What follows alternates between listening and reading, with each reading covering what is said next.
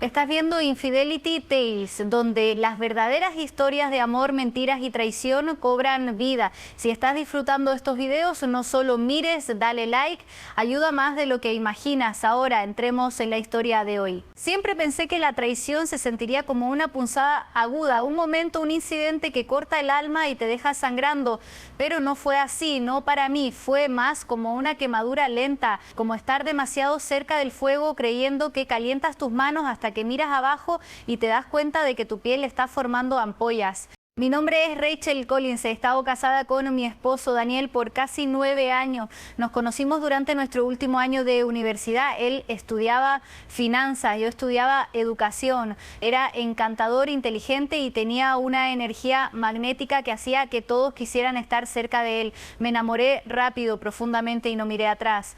Cuando nos casamos, realmente creí que íbamos a construir una vida basada en la confianza, la lealtad y el amor. Compramos una casa en un suburbio tranquilo a las afueras de Chicago.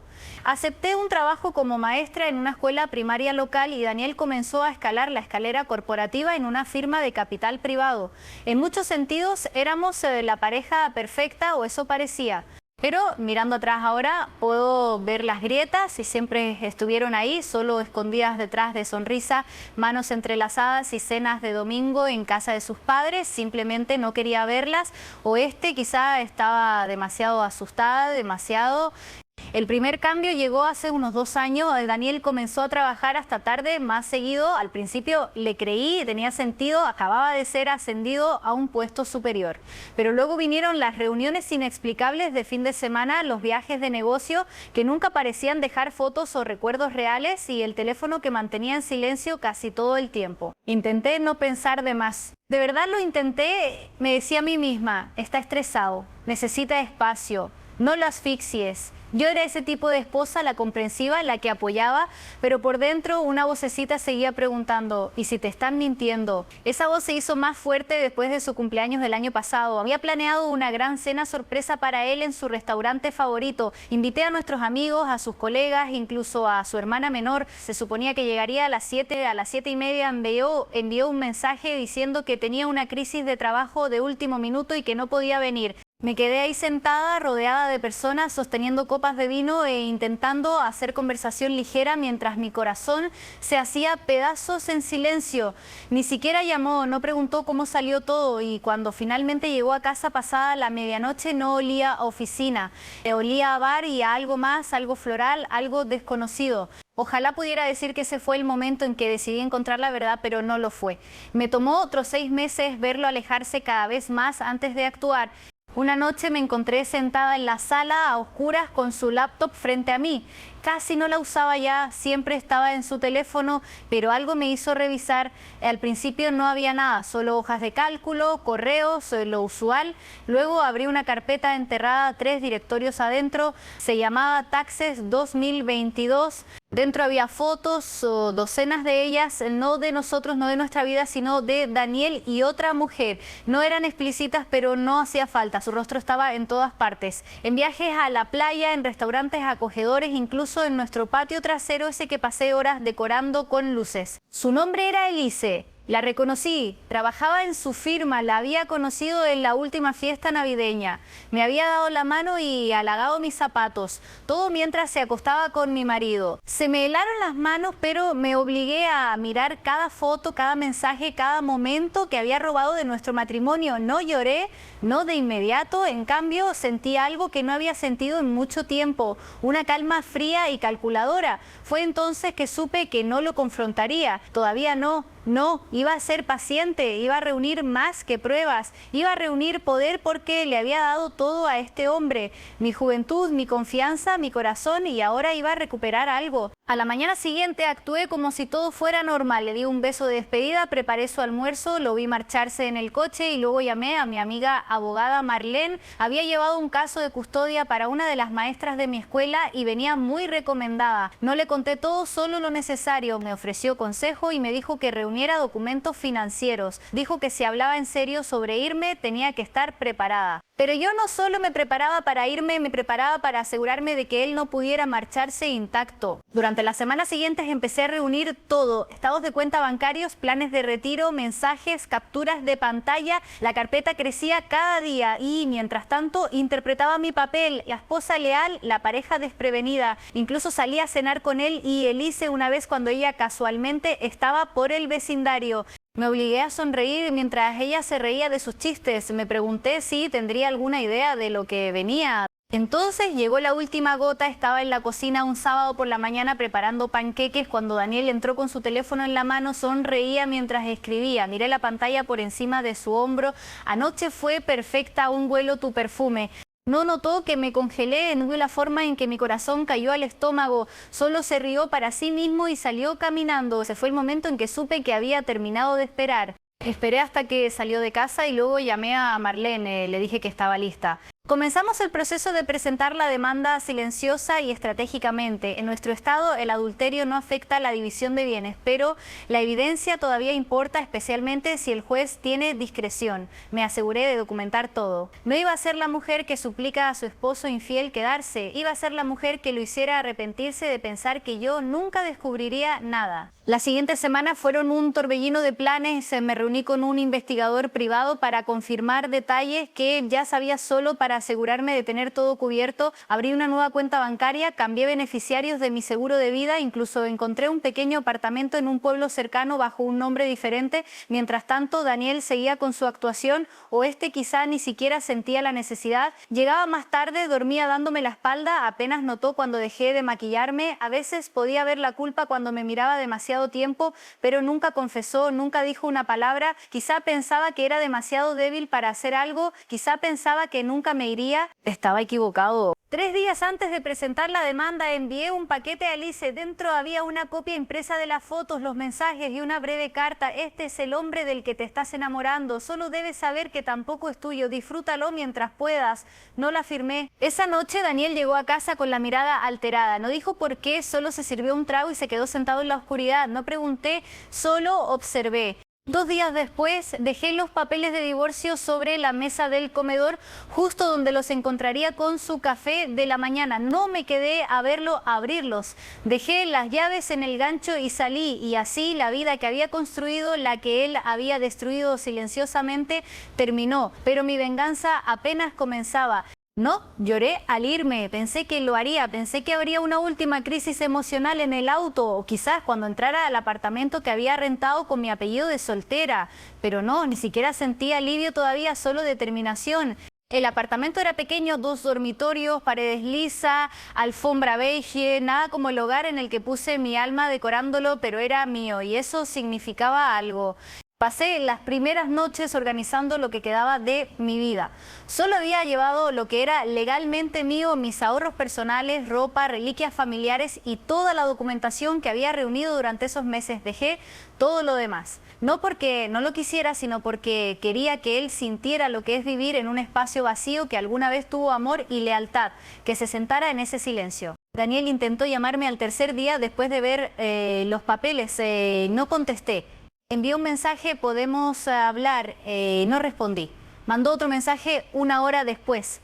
Malinterpretaste todo, te lo juro, puedo explicar. Explicar, casi me reía al leerlo, como si hubiera una explicación racional para años de mentiras y escapadas con alguien que él sabía que yo había recibido en nuestra casa. Una mujer que había estado en nuestro sofá halagando nuestro matrimonio mientras lo apuñalaba por la espalda.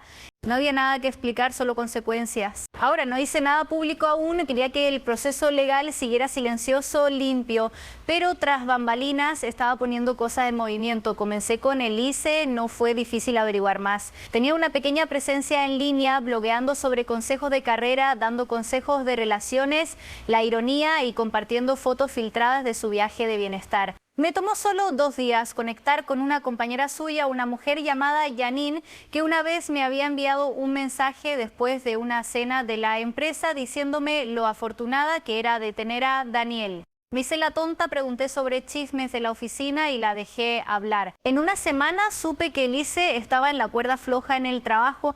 Aparentemente alguien había reportado anónimamente relaciones inapropiadas entre el personal. Recursos Humanos había estado observando silenciosamente durante meses, esperando más evidencia. Qué coincidencia que un sobre detallado con líneas de tiempo, capturas y copias de correos personales llegara a su escritorio poco después de mi charla con Janine.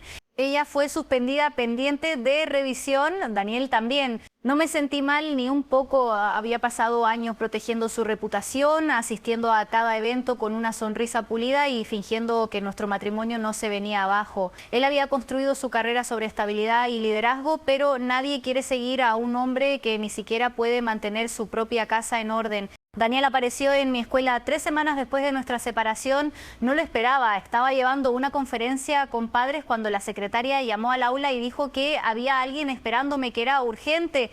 Cuando salí al pasillo y lo vi, todo dentro de mí se volvió hielo, se veía desgastado, no el hombre pulido y bien vestido con el que me casé, su camisa arrugada, ojos cansados, no dije nada, solo lo miré. Rachel dijo suavemente, por favor, solo 5 minutos. Crucé los brazos, este no es el lugar. Asintió rápido mirando alrededor, lo sé, solo podemos hablar en algún sitio, por favor. Lo pensé un momento, luego le di una dirección, no mi apartamento, una cafetería cercana, pública, segura, emocionalmente neutral. Nos reunimos esa tarde. Él ya estaba ahí cuando llegué, sentado junto a la ventana, jugueteando con el vaso de papel. Cuando me vio, se levantó demasiado rápido y movió la mesa. Hola, dijo casi como si fuera una pregunta. Me senté frente a él y esperé. Solo quería decir que lo siento, sé que eso no significa mucho ahora, pero detente, lo interrumpí. No viniste aquí a disculparte, viniste para ver si hay posibilidad de que deje el caso, tal vez arreglar esto para que puedas volver a tu vida. Él se estremeció. No es verdad, lo miré fijo. Entonces dime la verdad. ¿Por qué ahora? Miró hacia otro lado. Perdí mi trabajo. Ahí estaba. No culpa, no remordimiento, consecuencias. No estaba ahí porque me extrañara, estaba ahí porque las paredes se cerraban. Recursos Humanos nos suspendió a los dos, continuó, están investigando todo. Elise dejó de hablarme, cree que yo la reporté. Tomé un sorbo de mi té. ¿Le dijiste que no fui yo? Negó con la cabeza. No me creería de todas formas. Entonces quizá ustedes dos estaban hechos el uno para el otro, dije fríamente. Se inclinó hacia mí, desesperado. Rachel, por favor, cometí un error. No, lo interrumpí otra vez. Tomaste decisiones repetidas durante años, no lo reduzcas a un error. Un error es olvidar un aniversario. Engañar a tu esposa y mentir sobre ello es una traición calculada.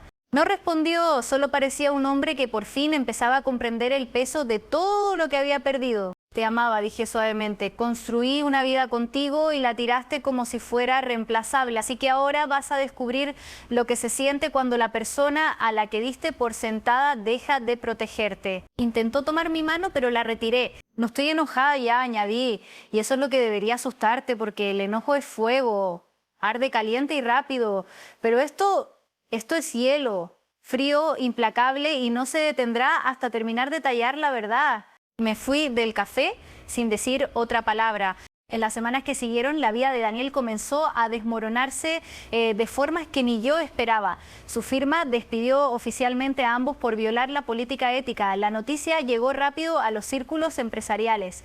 Aparentemente, uno de sus clientes retiró una gran inversión tras enterarse del escándalo. La reputación, una vez perdida, no regresa fácilmente. Mientras tanto, mi vida se volvió más tranquila, más simple. Comencé terapia, me reconecté con amigas que había alejado poco a poco durante mi matrimonio. Incluso me inscribí en una clase de cerámica, algo que siempre quise hacer, pero nunca tuve tiempo. Es curioso cuánto espacio encuentras cuando dejas de hacer espacio para alguien que no te valora. Un día, mientras salía de mi edificio, vi a Daniel sentado en su auto al otro lado de la calle. No se acercó, solo observó. Fingí no verlo, que se quedara con lo que fuera que lo estaba atormentando. Yo no iba a rescatarlo, él tomó sus decisiones, yo estaba tomando las mías, pero aún no había terminado porque mientras él intentaba salvar su imagen y reconstruirse, yo tenía una verdad más que revelar, una carta más que jugar y me iba a asegurar de que cuando cayera le pegara en el lugar que más valoraba, no su corazón, su legado. No planeé arruinar su legado cuando me fui, solo quería paz, libertad, una vida donde no despertara con el peso de la traición en el pecho, pero cuanto más me alejaba, más claro lo veía todo. Cuánto de mi vida había sacrificado para construir la suya y cuán fácilmente lo arriesgó todo por un impulso. No era solo la infidelidad, era cómo me miraba a los ojos noche tras noche mintiendo como si fuera nada. Eran los años robados que no podía recuperar, los momentos silenciosos que arruinó, la versión de mí que tuve que enterrar para mantener nuestro matrimonio. Así que no iba a desaparecer en silencio y permitir que él reescribiera la historia. Yo iba a escribir el final y lo hice a través de algo que él nunca pensó que tocaría: su organización benéfica. Daniel había fundado una organización para jóvenes en riesgo hacía unos años. Era su proyecto público de pasión, algo que usaba para pulir su imagen en los círculos de negocios. Yo lo apoyé, ayudé a organizar eventos, incluso formé parte de la junta asesora por un tiempo. Y durante ese tiempo había visto los números, entonces no cuestioné las discrepancias, él las descartó como errores contables, le creí como siempre lo hacía, pero ahora volví a mirar y vi algo diferente: fondos mal asignados, facturas a empresas fantasmas, subsidios reportados pero nunca distribuidos.